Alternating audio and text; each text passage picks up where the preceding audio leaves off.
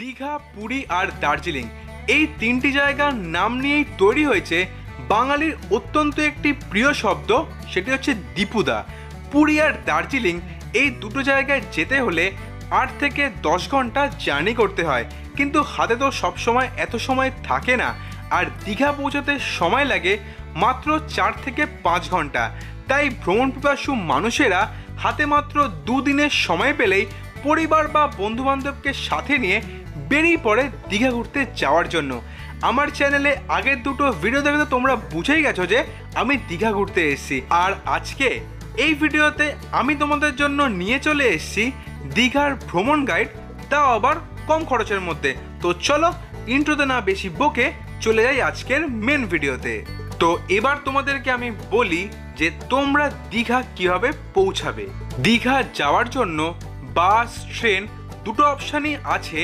ট্রেনে করে যদি তোমরা দীঘা যেতে চাও, তোমাদের বেস্ট ট্রেন হলো 12-857 তাম্রলিপ্ত এক্সপ্রেস, যা সকালবেলা 6:45 হাওড়া থেকে ছেড়ে দীঘায় পৌঁছায় ওই 10টা থেকে 10:30টার মধ্যে।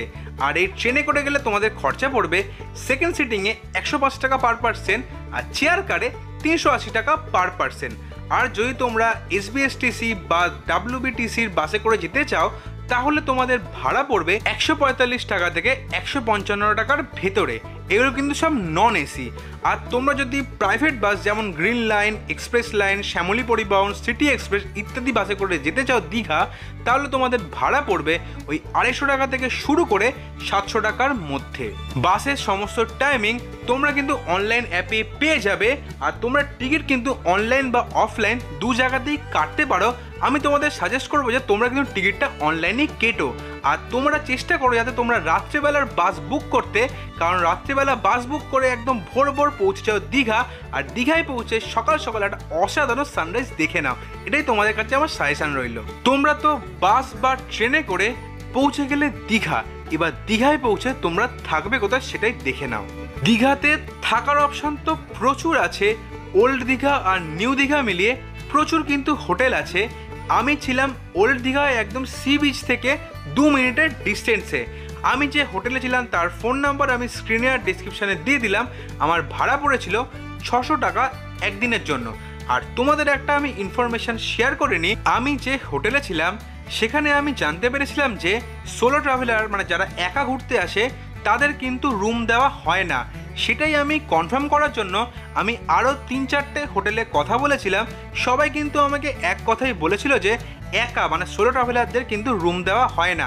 মিনিমাম 2 জন থেকে স্টার্ট হয় রুম দেওয়া। তোমরা যদি অনলাইনে হোটেল বুক করে দীঘা ঘুরতে আসো, অবশ্যই কিন্তু হোটেলের ফোন নাম্বারে কন্ট্যাক্ট করে নিও যে সোলো ট্রাভেলারদের অ্যালাউ করে কিনা, তারপরে তোমরা ঘুরতে এসো দীঘা। 2 জন এলে তো কোনো কথাই নেই। এবার আমি তোমাদের বলি আমি দীঘায় গিয়ে কোথায় কোথায় ঘুরেছিলাম আর কিভাবে এনজয় করেছিলাম। আমি তো রাত্রের বাস ধরে গেছিলাম দীঘা। আর দীঘা পৌঁছেই আমি কিন্তু সকাল সকাল দেখে নিয়েছিলাম একটা অসাধারণ সানরাইজ। তাই জন্য আমি তোমাদের বারবার বলছি তোমরা রাত্রের বাস ধরে ভোর ভোর পৌঁছাও দীঘা আর সকালবেলা দেখে নাও একটা অসাধারণ সানরাইজ। সানরাইজ দেখে চলে যাও তোমরা তোমাদের বুক করা হোটেলে। তারপরে একটু ফ্রেশ হয়ে নিয়ে বেরিয়ে পড়ো। প্রথমে করে নাও ব্রেকফাস্ট, তারপরে বেরিয়ে পড়ো দীঘার সমস্ত সাইট সিন করতে। প্রথমেই তোমরা চলে এসো দীঘাতে নবনির্মিত জগন্নাথ দেবের মন্দিরে। এখনো পর্যন্ত মন্দির পুরোপুরি তৈরি হয়নি। যখন মন্দির পুরোপুরি তৈরি হয়ে যাবে তোমরা মন্দির পুরো ঘুরে দর্শন করতে পারবে আর প্রভুরও তোমরা পুজো দিতে পারবে। তো এটাই হবে তোমাদের প্রথম সাইট সিন। এরপর তোমরা ঘুরে দেখো রাধাকৃষ্ণ মন্দির। মন্দিরের গর্ভগৃহে কিন্তু ফটোগ্রাফি, ভিডিওগ্রাফি কিছুই অ্যালাউ নয়। এরপর তোমরা চলে এসো উড়িষ্যা রাজ্যে আর ঘুরে দেখো চন্দনেশ্বর মন্দির।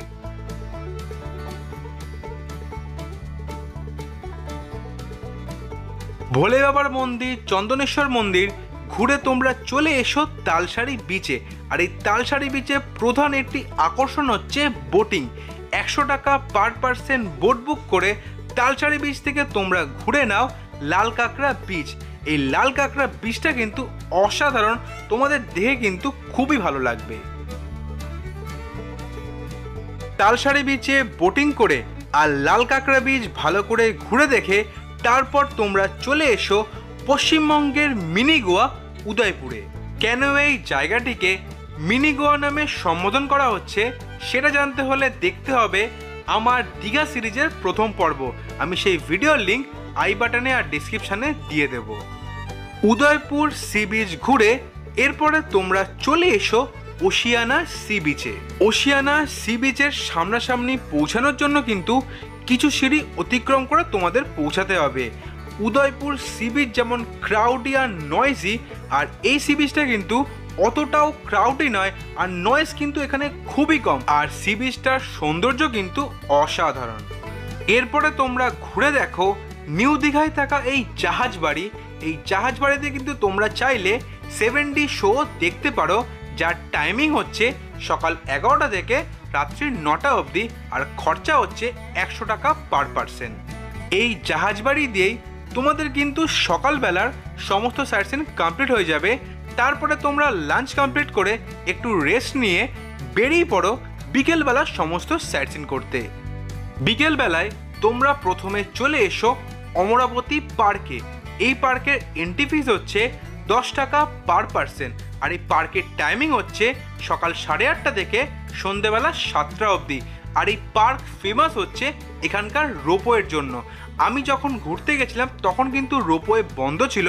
তোমরা যদি পরে ঘুরতে যাও রোপওয়ে অবশ্যই চালু হয়ে যেতে পারে। রোপওয়ের খরচা হচ্ছে 80 টাকা পার পারসন, আর তোমরা চাইলে কিন্তু এখানে বোটিংও করতে পারো, যার খরচা হচ্ছে দুজনের জন্য 80 টাকা।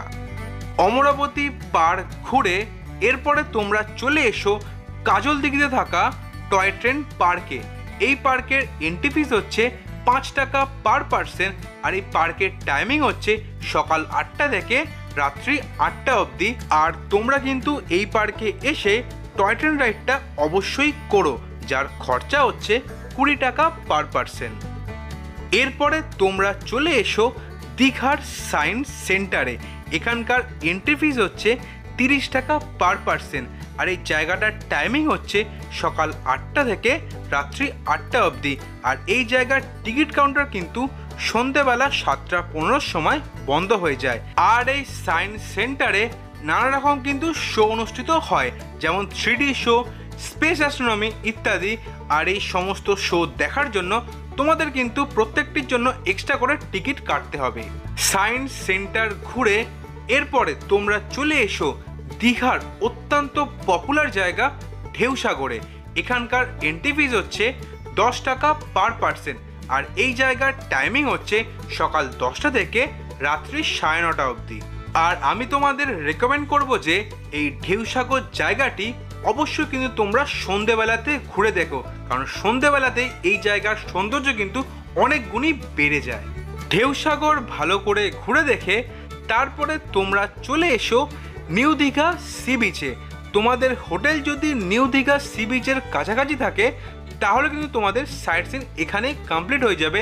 আর যদি তোমাদের হোটেল ওল্ড দীঘাতে থাকে তাহলে তোমরা নিউ দীঘার সি বিচের রাত্রেবেলার বিচ মার্কেটটা ভালো করে ঘুরে দেখো, আর এখানে কিছুক্ষণ এনজয় করে তারপরে আবার সেই গাড়ি করে রওনা দাও ওল্ড দীঘার উদ্দেশ্যে। আমার হোটেল যেহেতু ওল্ড দীঘাতে ছিল সেই জন্য আমি এইভাবেই সাইট সিনটা কমপ্লিট করেছিলাম। এবার তোমাদের জানিয়ে নিই যে এই সাইট সিন করতে আমার কেমন খরচা হয়েছিল।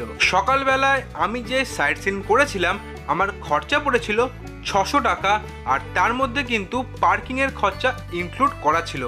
বিকেলবেলায় আমি যে সাইট সিনগুলো করেছিলাম তার খরচা পড়েছিল 300 টাকা, তার মধ্যে কিন্তু কোনো জায়গার এন্ট্রি ফিস ইনক্লুড ছিল না। আমি যে দাদার সাথে সাইট সিন করেছিলাম তার ফোন নাম্বার আমি স্ক্রিনে আর ডিসক্রিপশানে দিয়ে দিলাম, তোমরা চাইলে কিন্তু তার সাথে দীঘার সমস্ত সাইট সিন করতে পারো। সমস্ত সাইট সিন কমপ্লিট করে ওল্ড দীঘা সি বিচে ভালো মতো সময় কাটিয়ে আর সেখানকার কাজুর দোকান থেকে কাজু টেস্ট করে আর রাত্রেবেলার ডিনার কমপ্লিট করে ঘুমিয়ে পড়ো। আর এইভাবেই দীঘা ভ্রমণের প্রথম দিনটা শেষ হবে। ডে 2তে ভোর ভোর ঘুম থেকে উঠে পড়ো আর অটো বা টোটো ধরে বেরিয়ে পড়ো মোহনার উদ্দেশ্যে। আমি যেহেতু ওল্ড দীঘা থেকে মোহনার উদ্দেশ্যে গেছিলাম আমার অটো ভাড়া পড়েছিল 20 টাকা পার পারসন। তোমরা যদি নিউ দীঘা থেকে মোহনার উদ্দেশ্যে যেতে চাও তাহলে তোমাদের ভাড়া পড়তে পারে ওই 25 টাকাতে 30 টাকার মধ্যে।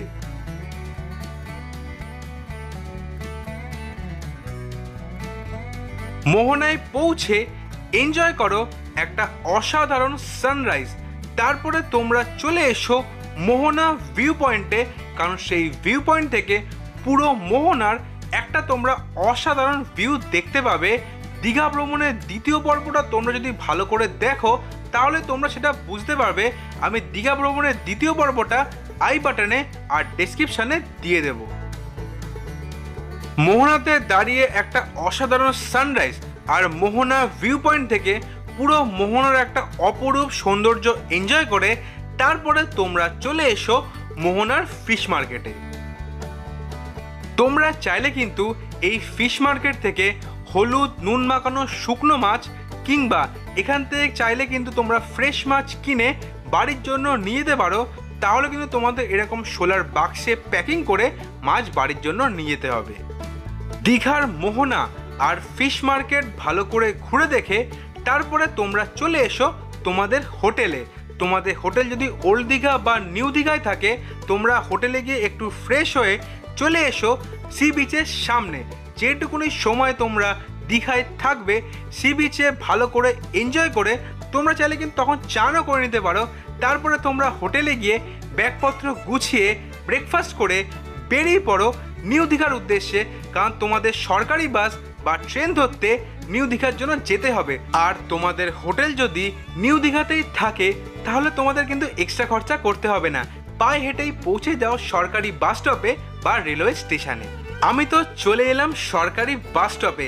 এবার এখান থেকেই বাস ধরে আমি রওনা দেব কলকাতার উদ্দেশ্যে। এই ভ্রমণে আমার কত খরচা হলো সেটা তোমাদেরকে আগে বলে নিই।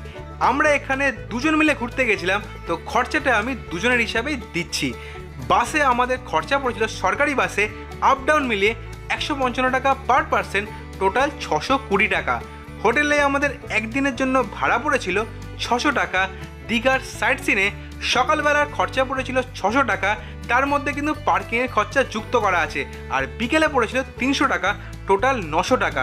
এন্ট্রি ফিস পড়েছিল পার পার্সন 55 টাকা, টোটাল 110 টাকা। অ্যাক্টিভিটিসের আমাদের খরচা পড়েছিল 120 টাকা পার পার্সন, টোটাল 240 টাকা।